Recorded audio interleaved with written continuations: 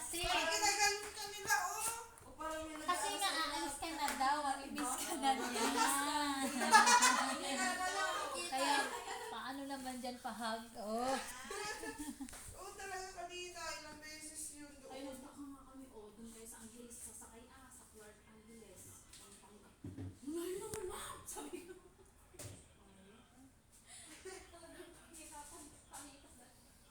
Meron talagang gano'n na minsan doon na ano. Pinapapunta. Layo?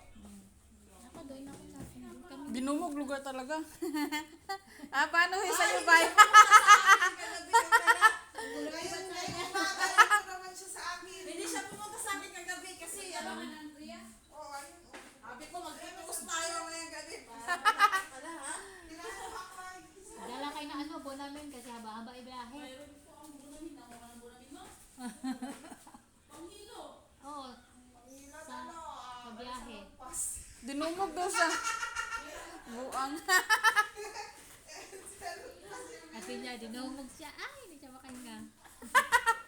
Nakaganito pa naman ako, te. Ano talaga. Tagilid? Hindi talaga ako Tagili din si Bay nun eh. Naganya, parang naandyan daw sa harapan Oh, niya. Hindi parang siya ganito maka... nga. Ginaganon niya ako, oh. Hindi ako makahinga. Buisit talaga. Kako yun. Dasal ako hanggang sa... hindi talaga ako kirat yung mata ko. Hindi talaga ako Si Bay, kumain ng asin. Naglagay ng asin sa ilalim ng higaan niya. Asin pa sa bintana. Ayan, maganda tulog niya kagabi.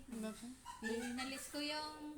Itinaas ko yung unan kasi nalaglag. Hindi man siya nagising. Maganda tulog ko din na. Linilipat ko yung ano. Parang lalaki siya. Pakiramdam ko.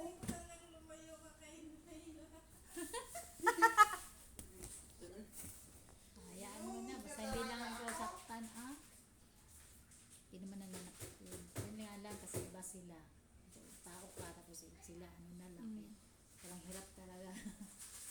Yung ano ba yung higop Kaya nga, na. dasal ka na lang talaga. Sige na, tapusin na ate. Umakyat na si si Bay. Umakyat na sa lubat na daw siya eh. Ay, nalubat. Meron naman talaga dito, te. Oo. Ako nga kagabi,